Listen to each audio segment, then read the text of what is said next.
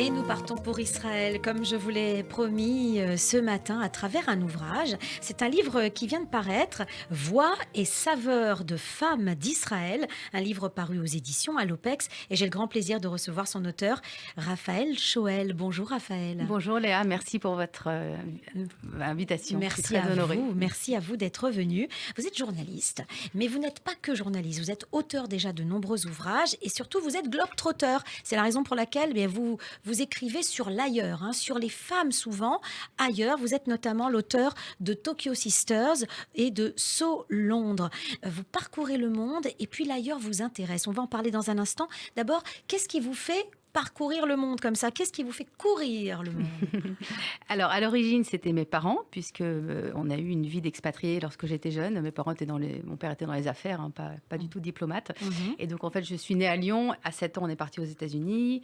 On est parti en Suisse, après aux États-Unis, après Paris, Bruxelles. J'ai passé mon bac à Berlin, au lycée franco-allemand. Je suis rentrée en France faire ma prépa. Mes parents sont partis en Grèce. J'ai fait un échange en Italie. Et puis, je me suis toujours dit que j'épouserais un étranger ou un Français qui me ferait voyager. Et ça a été la deuxième option. Et donc, je me suis mariée avec un fils expatrié également, un petit peu moins fréquent que moi. Nous, on a quand même beaucoup bougé. On déménageait tous les ans et demi, tous les 2 ans. C'est assez souvent en milieu d'année scolaire, donc il faut s'adapter. Mais je pense que ça aussi, ça m'a aidé à être adaptable. On a appris plein de langues. Ça veut dire que le voyage, pour vous, c'est incontournable? C'est-à-dire que vous ne pouvez pas voir votre vie sans bouger? Alors oui, pour moi c'est plus, je dis toujours, j'aime pas trop être touriste, j'aime vivre à l'étranger en fait. C'est quoi la différence? La différence, partir 2-3 jours visiter une ville, c'est sympa, mais j'aime pas être touriste en fait. Donc moi, ou alors si c'est dans une ville où j'ai des amis qui résident, donc à ce moment-là, je vais aller dans le petit marché du coin. J'aime bien vivre la vie des gens en fait. Et d'ailleurs, c'est un petit peu quand on habitait en Chine, je me souviens, mon mari était dans une boîte et de temps en temps, il fallait recevoir les femmes des directeurs, voilà. Et je disais toujours, si c'est pour faire la visite classique, moi déjà j'ai pas trop le temps. En revanche, si elle veut venir, je me souviens d'une femme comme ça, j'avais emmené faire mes courses dans un marché ultra local où j'étais la seule blanche.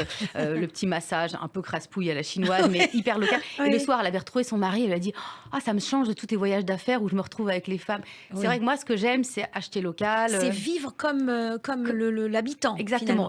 C'est pour ça que j'aime bien apprendre la langue aussi, même si je suis pas... Est-ce que finalement, c'est pas l'amour du goût des autres que vous avez en vous? Oui, sûrement. Et c'est peut-être pas non plus un hasard que je sois devenue également coach, que je me sois formée au coaching, puisque, comme je dis toujours, entre le journalisme et le coaching, finalement, moi, ce que j'aime, c'est mettre la lumière sur le talent des autres, que ce soit à travers le coaching pour faire accoucher d'un projet personnel ou professionnel.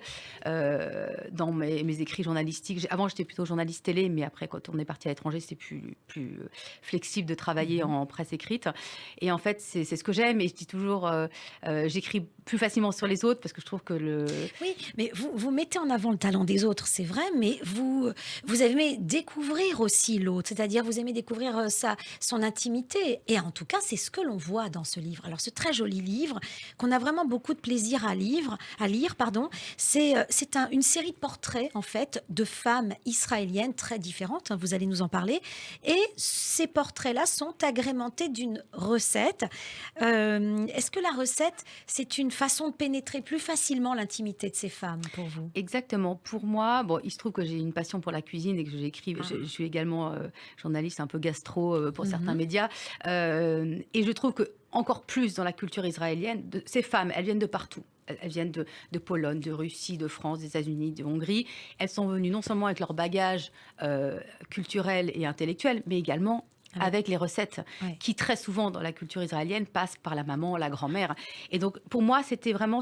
Présenter ces recettes, c'était une façon de prolonger l'identité de ces femmes, de compléter le portrait. Alors, vous l'avez certainement vu. Pour certaines, les recettes sont un petit peu travaillées et pour d'autres, elles sont extrêmement simples. Absolument. Je pense à Naama, par exemple, qui est une femme israélienne qui, pour moi, témoigne de l'audace israélienne, parce que c'est quand même un des mots que je retiens, audace et dynamisme.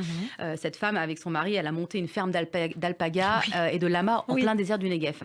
Dans les années 90, Voilà, fin des années 90, voilà, exactement. début 2000. Et elle me disait, non, mais je veux une recette. Non, mais vous savez, moi, c'est pas mon truc, la cuisine. Et puis, j'ai 6 enfants, on habite dans une ferme, on n'a pas beaucoup d'argent. Et moi, je cuisine pas, je fais du riz frit. Je dis, mais peu importe, en fait. La recette, elle vient dire qui vous êtes. Elle vient compléter le portrait. Donc, ça n'est pas un livre de recettes, mais certains lecteurs, d'ailleurs, je suis toujours touchée quand les gens prennent une photo en me disant, tiens, j'ai fait telle ou telle recette. Oui. Il y a certaines personnes qui sont, par exemple, je pense à Atalia qui habite à Enkerem, qui a monté une table d'hôte. Oui. Alors elle est chef, elle passe son temps à se balader dans la forêt pour aller chercher des petites herbes, pour agrémenter, pour tester. Il y a de tout en fait, il y a tous les niveaux culinaires, tous les niveaux et d'approche aussi de la cuisine.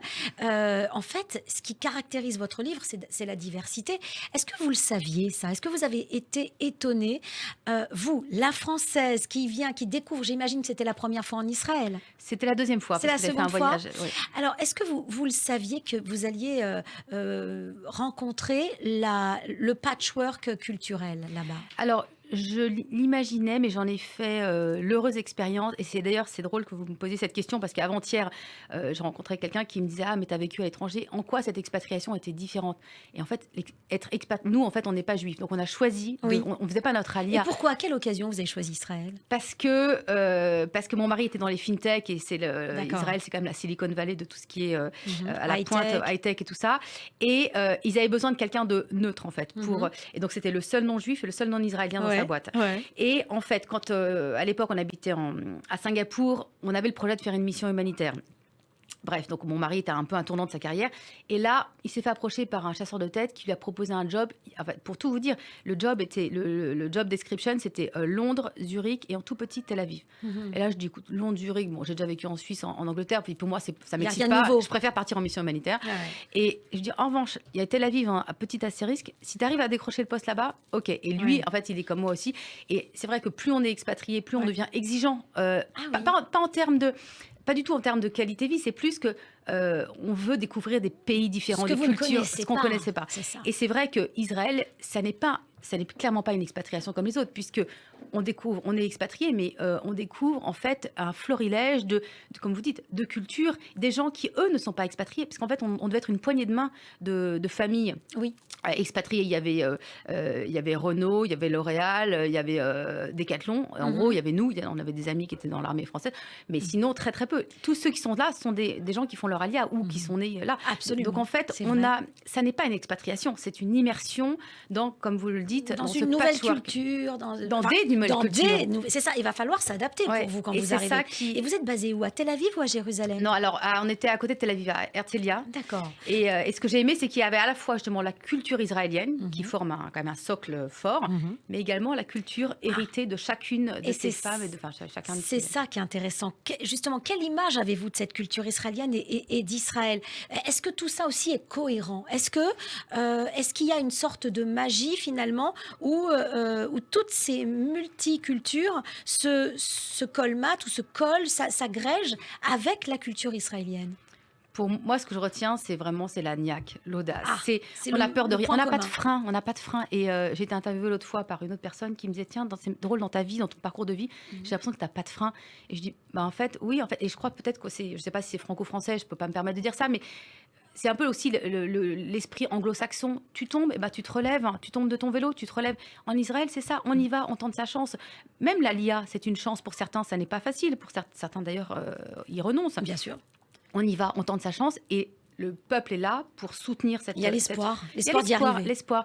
Est-ce que c'est ce qui différencie peut-être la France par rapport à Israël? Est-ce qu'en France, vous ne connaissez pas? Il y a la soif d'entreprendre. En fait, moi, je suis partie de France il y a 15 ans. J'ai 44 ans, j'ai vécu 25 ans de ma vie à l'étranger. Donc, honnêtement, je ne suis pas la bonne personne pour juger la France. Et puis, à l'étranger, en plus, il y a beaucoup de French bashing que je trouve assez désagréable parce qu'en fait, la France, c'est un super pays. On a beaucoup de chance. Et là, le fait d'y revenir, je me rends compte à quel point c'est un beau pays, qu'on est quand même très, très, très gâtés. Très gâtés. Enfin, il faut le redire parce que les gens ne se rendent pas toujours compte. Maintenant, à quel niveau, par exemple, par rapport à Israël? Même en termes de... je vois... l'éducation, après quand on fait son alia, l'éducation est gratuite aussi, mais tout ce qui est Santé, peut-être. santé, alors en Israël, il y a une grosse partie aussi qui est prise en charge, mais je pensais pas forcément à Israël, je pensais par rapport à des pays où j'ai vécu, au Oui, les gens Japon sont ou pauvres. à Ah Singapour, oui. où si vous avez pas, où l'accès aux soins ou l'accès à l'éducation Mhm. sont très onéreuses. On est très gâtés en France.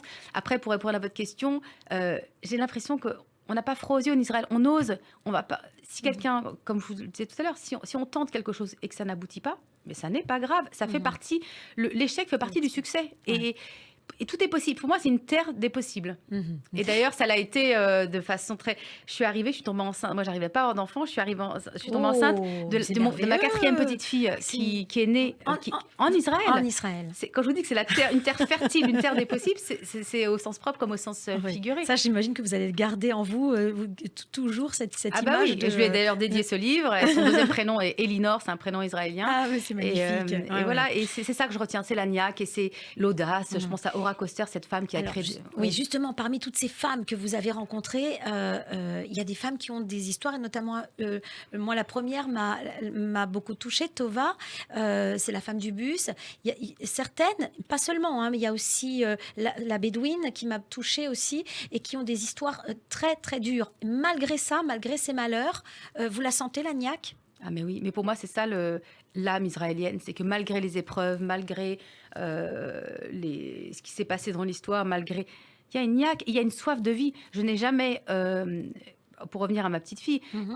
quand j'ai été présenter le bébé au bureau de mon mari, Oui. j'ai reçu des Mazal Tov d'hommes, parce que on est toujours, quand on va présenter un bébé, effectivement, en général c'est plutôt les femmes, oh il est mignon, elle est mignonne, mais là, c'était Oui. pas Oui, pareil. ce sont des C'était papapoules. oui, et puis je me suis rendu compte à quel point la vie avait une valeur comme nulle part ailleurs. Mhm. Et c'est vraiment un peuple qui est en mode survie. Ça, c'est quelque chose que j'ai remarqué et que j'ai ressenti de façon très forte là-bas. La vie a une valeur indicible. Et c'est ce que je retiens, c'est que malgré les échecs, malgré les difficultés de la vie, on se raccroche à la vie, on va la chercher et on se bat pour la vie. Et ça, je trouve que c'est un beau message d'espoir. Mhm. Euh, Comment vous les avez rencontrées, ces femmes, justement? Ces femmes, alors la dame du bus, c'était la dame du C'était bus. le hasard J'ai total. pris Ça, on mon l'a bien bus pour aller à Tel Aviv et j'ai bien. Au début, je l'appelais la dame du bus et puis en fait, je trouvais que c'était le bon titre. Oui. Et après, en fait, de fil en aiguille, les gens étaient au courant du mon projet, notamment dans la sphère professionnelle de mon mari. Les gens étaient très touchés en fait De qu'on ce ait choisi projet. Israël aussi Ouais. déjà. Oui. Donc on a pu profiter de cet accueil parce qu'on avait choisi de venir alors que après on n'avait pas de prédisposition Mhm. particulière. Et du coup, j'ai eu le sentiment que les gens voulaient nous aider, m'aider en tout cas dans mon projet. Donc, Aura Coster, par exemple, c'est une femme incroyable, très rieuse, c'est la dernière du livre, qui a inventé plein de jeux de Oui, société. c'est ça. Elle m'a reçu le matin à 9h30 avec son verre de Riesling, une cigarette au bec. Et elle, voilà, c'est le côté rieur, Ouais. la soif de vie dont on Mhm. parlait tout à l'heure. Et elle, voilà, elle m'a été recommandée par quelqu'un qui travaillait avec mon mari. Puis après, Ilana Gour, c'est une grande artiste israélienne, donc j'avais visité sa maison à Jaffa. Je me suis dit, il faut que je la contacte parce que voilà. Elle est Et puis, spéciale, ouais, elle hein. est étonnante. Et elle m'a aiguillée vers Julia Segal, C'est qui ça, est c'est une le artiste. bouche à oreille. Et puis les Voilà. gens aussi étaient ouverts. Les femmes elles-mêmes, elles étaient ouvertes aussi à raconter leur vie, parce que parfois, c'est pas facile de raconter sa Oui, vie. alors, Vous bien vous sûr. n'avez pas eu vous n'êtes pas confronté à des, peut-être. Si, alors notamment, j'aurais beaucoup aimé avoir des portraits de femmes d'Érythrée, des femmes, parce qu'il y avait Oui, une association qui bien sûr. s'occupait de ces femmes qui avaient traversé le désert, qui s'étaient fait souvent agresser, qui voilà. Et je trouve qu'elles auraient eu leur place dans le livre. Mais la responsable de l'association m'a dit, mais vous savez, Elles sont fermées, peut-être. en fait, non, elle m'a dit, votre demande est très occidentale. Mettre des mots sur les choses, c'est très Oui. occidental. Ces Ah. femmes, elles passent plus par la thérapie. Donc, en l'occurrence, elles faisaient du crochet pour se réinsérer, pour penser un peu leurs blessures. Et j'ai compris que c'était pas le mot, le D'accord. verbe qui me permettrait. Et donc, bon, j'étais assez déçue, parce qu'en plus, j'ai été assez loin avec d'ailleurs une bonne sœur italienne qui aidait, mais elle m'a dit ouais, voilà, c'est pas possible. Et puis les autres en général, elles étaient contentes de raconter leur histoire. Ouais. Jmalat, la femme bédouine Oui. qui a eu un Qui est enfant difficile, handicapé qui est- et qui finalement, encore une fois, s'est relevée, elle a Incroyable. transformé, elle nous a accueillis. Nous, on arrivait avec mon mari et mes enfants. Pour le coup, beaucoup de ces portraits, en fait, je les ai fait. Alors, la plupart, sauf Laurence Saada, la veuve de Michel Saada, qui a été tuée lors de l'attentat de l'Hypercacher. Là, évidemment, j'ai pas emmené ma petite fille, mais toutes les autres, très souvent, ma fille était là, parce que j'ai été enceinte d'elle et j'ai fait ses portraits. Ça a duré combien de temps, justement? 2 ans, à peu près. 2 ans. Donc, en 2 ans, vous avez pu tomber enceinte et accoucher. Et voilà. En fait, la dame du bus, je l'ai rencontrée 3 semaines après mon arrivée, donc ça s'est fait comme ça. Et puis après, de fil en aiguille, et puis voilà, vous connaissez l'amour des Israéliens pour les enfants, et du coup, elle a fait partie du décor, et ça m'a permis aussi souvent de faciliter le dialogue avec ces femmes, parce qu'il y avait pas mal de femmes d'un certain âge. Et du coup, le fait d'avoir ce bébé avec moi, finalement, ça m'a. Au début, je me suis dit, bon, il y a un moment où je pourrais plus l'emmener, c'est pas professionnel. Et au contraire, ça crée du lien et ça apportait beaucoup de douceur et de lien à ces entretiens. J'ai l'impression que chacune des femmes vous ont touché. Elles vous ont touché, toutes ces femmes. Il n'y en a pas une qui sort du lot, par exemple. C'est difficile. Et au niveau des recettes, est-ce qu'il y a des recettes qui vous ont vous qui êtes une amoureuse aussi de la cuisine, est-ce qu'il y a des produits, il y a des recettes qui vous font découvrir vraiment une culture de l'ailleurs?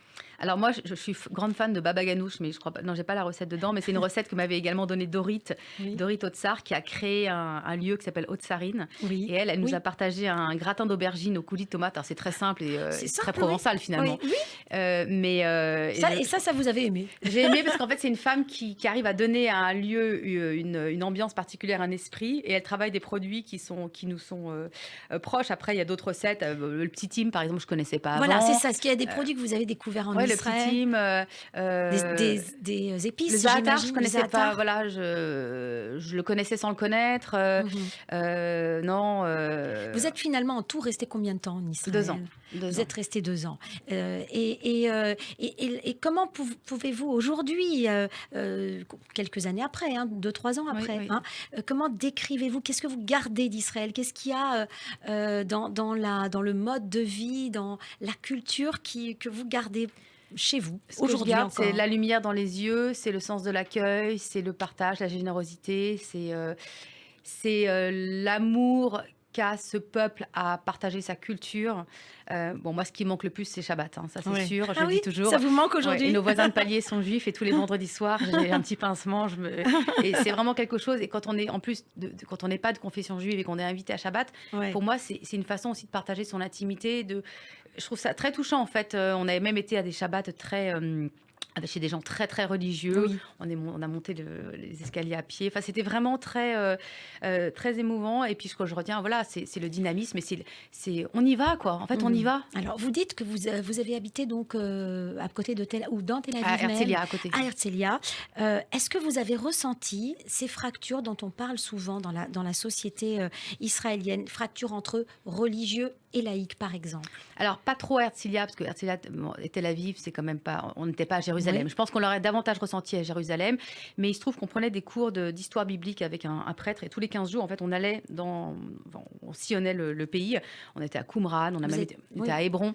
Vous avez été à Enkarem quand même. Oui, donc vous étiez à côté de Jérusalem. Oui, non, et on aimait beaucoup aller à Jérusalem. On avait même on a fait une visite guidée avec un guide. Oui, on le ressentait. Oui, on le ressentait, mais là où je l'ai vraiment le plus ressenti, c'était à Hébron. Et là, ça nous a vraiment marqué. C'était en plus en plein hiver, et c'était très très très émouvant, très très fort. Et voilà, mais c'est vrai qu'à 100 km de là, à Herzliya, on est complètement, c'est 2 mondes en fait. Merci infiniment, Raphaël Shoel, d'avoir été avec nous dans cette émission, nous faire découvrir. Alors, je rappelle votre livre, c'est Voix et saveurs de femmes d'Israël, et c'est un livre paru aux éditions Alopex. Merci, au revoir. Merci Léa, à bientôt.